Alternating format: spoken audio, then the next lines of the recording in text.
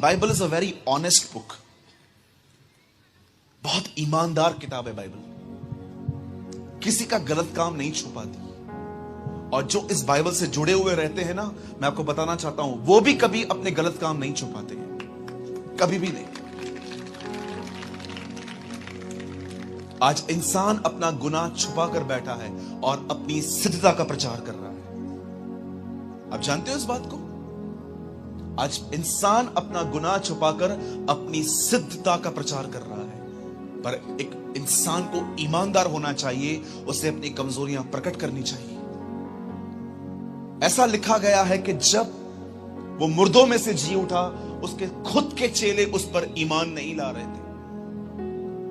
एक दिन बाइबल बताती है, आप सभी जानते होंगे, मुर्दों में से जी उठने के बाद यीशु को एक ऐसा बदन था कि वो दीवारों से पास हो जाता था। अगर यहां पर दीवार है, उसे एक ऐसा बदन था कि वो दीवारों में से पास हो जाता था और उसे दीवारें नहीं रोक पाती थी। एक दिन ऐसा लिखा गया है कि सब खिड़कियां और दरवाजे बंद थे, वो उनके बीच में खड़ा हो गया और उन्हें कहता है, आओ इसे छू के देखो, भूत के मांस और हड्डी नहीं होते। एक इंसान बनता है हड्डी, मांस और लहू से, लेकिन यीशु कहता है, मुझे छू के देखो, मुझे मांस भी है, मुझे हड्डी भी है। तो खुदा आपका लहू कहां गया? क्रूस पे बहा दिया गया। अब जानते हैं, मुर्दों में से जी उठने के बाद यीशु के बदन में खून की एक ड्रॉप भी नहीं थी। इसलिए वो उन्हें कहता है, मुझे छू के देखो, मेरे पास मांस भी है, मेरे पास हड्डी भी है, पर ब्लड नहीं था।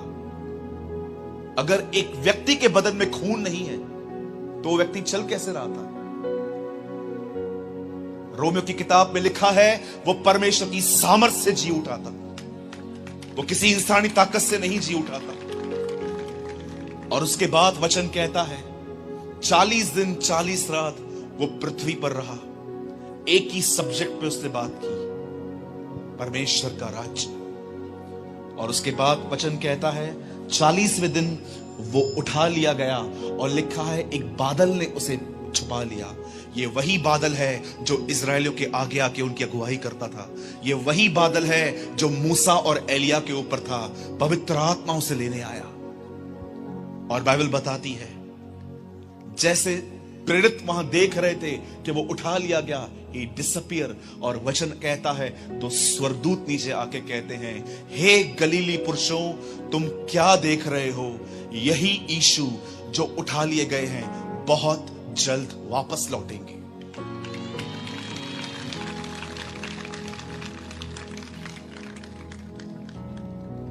शायद अब जो मैं कहूंगा उसके बाद कोई ताली नहीं बजेगी। आप जानते हो, यीशु का पहला आना किन के लिए था? पापियों के लिए। और मैं आपको बताना चाहता हूं, अब वो किसी पापी के लिए नहीं आएगा, अब वो धर्मियों के लिए आएगा।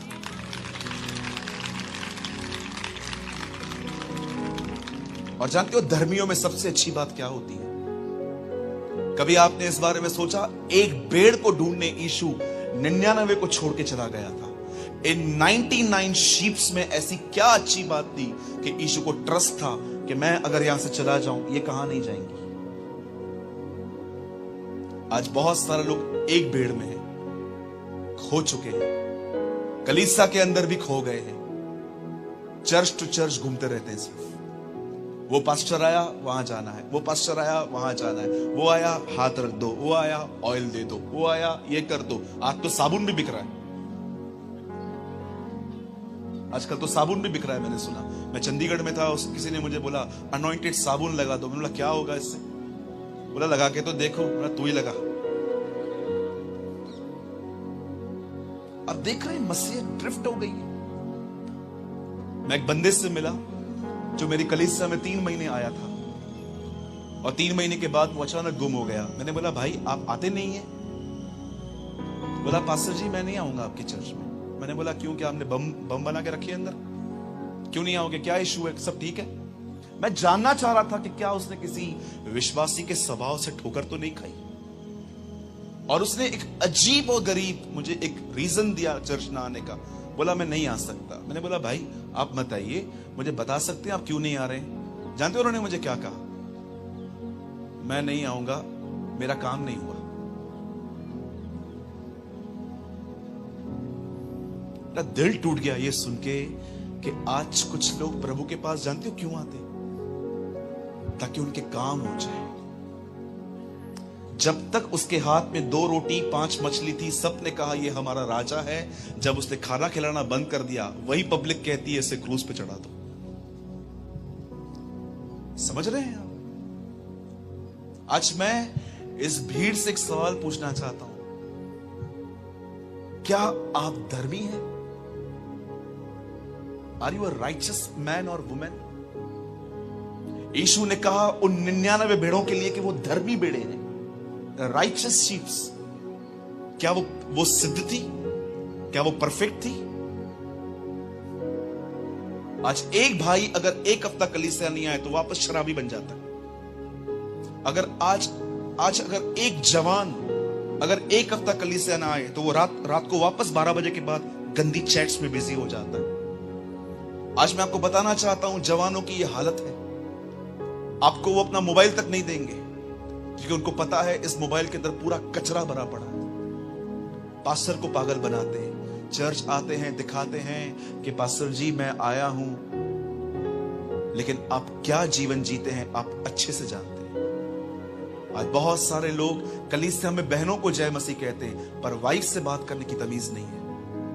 आज बहुत सारी बहनें कलीसिया में पूरी तरह से अपने वैल को मदर टेरेसा की तरह कवर करती हैं, पर यहां से जाने के बाद चुगलियां मारती हैं। यहां की बातें वहां, वहां की बातें यहां, यहां की बातें वहां। क्या एक धर्मी व्यक्ति का जीवन इस तरह होता है?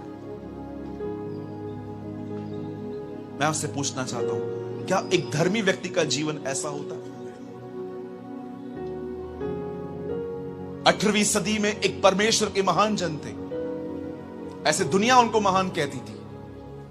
एक दिन परमेश्वर उनसे मिला, उनके कमरे में, उनकी कलीसिया में 7000 लोग आते थे। एक दिन प्रभु उन पे प्रकट हुआ और जानते हो प्रभु ने उनको क्या कहा? तेरे कलीसिया में 7000 लोग हैं, लेकिन 6 लोग हैं जो मेरे पीछे चलते हैं और तू उनमें से एक नहीं है। 18वीं सदी में एक 7000 की कलीसिया को लीड करने वाले व्यक्ति को प्रभु मिलता है और कहता है तेरे कलीसिया में सिर्फ 6 लोग हैं जिन्हें मैं जानता हूं जो मेरे पीछे चलते हैं और तू उनमें से एक नहीं है। आज मैं आपसे पूछना चाहता हूं, यीशु धर्मियों को लेने के लिए आएगा। क्या आप एक धर्मी व्यक्ति हैं? कई लोग गिलातियों का एक वचन पकड़ के अपने आप को धर्मी कहते हैं कि मनुष्य व्यवस्था के कामों से नहीं परंतु मसीह पर विश्वास करने से धर्मी ठहरता है। पर क्या आप इस बात को जानते हो? यीशु ने झुककर पानी में बैठकर यह बात कही थी, हमें इसी तरह धार्मिकता पूरी करनी है। मैं आपसे पूछना चाहता हूं, आप जानते हो एक धर्मी व्यक्ति कैसे पहचाना जाता है? उसमें धार्मिकता निवास करती है। प्रकाशित वाक्य 22वें अध्याय में यूहन्ना स्वर्ग में देखकर कहता है मैंने वहां पर परमेश्वर की धार्मिकता देखी। क्या होती है धार्मिकता? अगर आपके अंदर खुदावन की धार्मिकता नहीं है तो मैं आपको बताना चाहता हूं आप एक धर्मी व्यक्ति नहीं है। You are a nominal Christian, आप एक नामधारी मसीह हैं। अगर मैं आप में से किसी से भी पूछ लूं कि भाई आप क्या बिलीव करते हैं कि मसीह आपको लेने बहुत जल्द बादलों पर आएगा, मुझे नहीं लगता है कि इस मंडप में जितने भी लोग बैठे हैं किसी का हाथ नीचे होगा। हर व्यक्ति अपना हाथ उठाएगा और कहेगा हां ब्रदर, मैं बिलीव करता हूं कि प्रभु यीशु बहुत जल्द लेने के लिए आएंगे। बाइबल बताती है ये आपका ईमान है कि वो आपको लेने के लिए आएगा। पर मैं आपसे पूछना चाहता हूं कि अगर मैं आपको कहूं कि ये ईमान आप अपने कामों में कैसे दिखाओगे, तो आपके पास क्या आंसर है? बाइबल बताती है इब्राहिम विश्वास से धर्मी ठहरा क्योंकि कार्यों ने उसके ऊपर प्रभाव दिया था। जब परमेश्वर ने इब्राहिम से कहा अपना घर छोड़, तो उसने ये नहीं कहा कि छोड़ के मैं कहां जाऊं, वो निकल गया। और पवित्र शास्त्र कहता है इब्राहिम का विश्वास उसके कार्यों में प्रकट हुआ था। अगर मैं आपको कहूं कि यीशु आने वाला है, क्या आप इस बात पर विश्वास करते हैं? तो आप में से हर व्यक्ति अपना हाथ उठाएगा। पर क्या आप अपना विश्वास कार्यों में दिखा सकते हैं? यूहन्ना कहता है कार्य यह है कि जो उस पे आशा करता है वो अपने आप को वैसा ही पवित्र करता है जैसा वह है। अगर मैं ये ईमान रखता हूं कि मसीह मुझे लेने के लिए आएगा तो मैं मसीह की तरह जीवन भी जीऊंगा, अदरवाइज मुझे प्रचार करने का कोई हक नहीं है, क्योंकि मैं एक झूठा वक्ता हूं।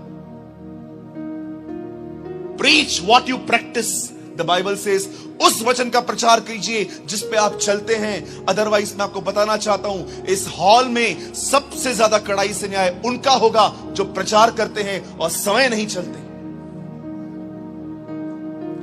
बाइबल बताती है, यीशु ने कहा मैं एक चरवाहा हूं, मेरे पास 100 भेड़े हैं, एक भेड़े खो गई, मैं उसको ढूंढने निकला। अब मैं ये सोचने लग गया इन 99 में क्या अच्छा था कि यीशु ने उनको छोड़ दिया। लिखा है वो 99 जो थी वो धर्मी थी। आप जानते हो एक धर्मी व्यक्ति की पहचान कहां से होती है? वो कभी दूसरों का नहीं, वो अपना जीवन जांचते हैं कि वो कहां गलत है। ये उनकी पहचान होती है। आज बहुत सारे लोगों को पता है उस मंडली में क्या हो रहा है, उसके घर में क्या हो रहा है, उसने क्या स्टेटस रखा है, उसने क्या डीपी रखी है, उसने क्या अपलोड किया है। क्या आप अपने बारे में कुछ जानते? क्या आप इस बात को जानते कि आप कहां पर हैं? मैंने एक सेमिनार अटेंड किया था जिसमें ऐसा बताया गया, उत्पत्ति से लेके प्रकाशित वाक्य तक हर वचन का रेफरेंस उन्होंने दिया, और मैं हैरान हो गया। उस कॉन्फ्रेंस में एक वचन प्रभु की तैयारी के विषय में नहीं कहा गया। वो उन्हें ज्ञान दे रहे थे। आप जानते हो यीशु के चेलों को यीशु ने क्या कहा? समयों और कालों को जानने की कोशिश न करो।